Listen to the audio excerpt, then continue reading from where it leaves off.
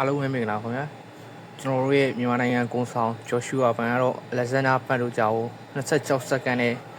အနိုင်ယူပြသွားပြီဖြစ်ပါတယ် UFC 323ပြိုင်ပွဲမှာအမေရိကန်ခေါင်းဆောင်အောက်ကနေပါဝင်လာခဲ့တဲ့ဂျော်ရှူအာဘန်ရဲ့ပွဲရတော့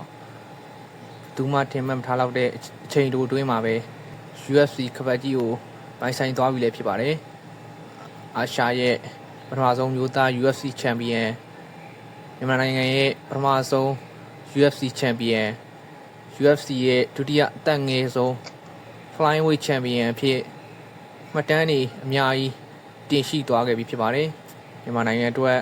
ဂုဏ်ယူရမယ့်အခြေအနေတစ်ခုကိုဂျော်ရှူအာဖန်က26စက္ကန့်အတွင်းမှာဖန်တီးသွားခဲ့ပြီဖြစ်ပါတယ်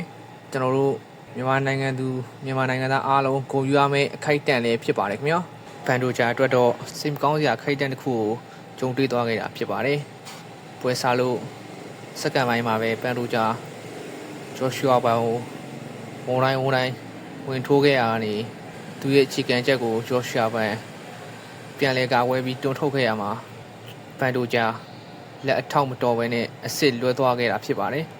ပွဲစားလို့26စက္ကန့်အတွင်းမှာပဲဂျော်ရှူအာဘန်ကချန်ပီယံခပတ်ကိုတိမ့်ပိုက်သွားခဲ့တာဖြစ်ပါတယ်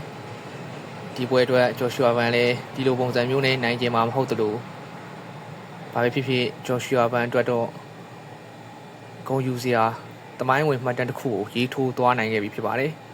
အားလုံးကျေးဇူးတင်ပါတယ်ခင်ဗျာ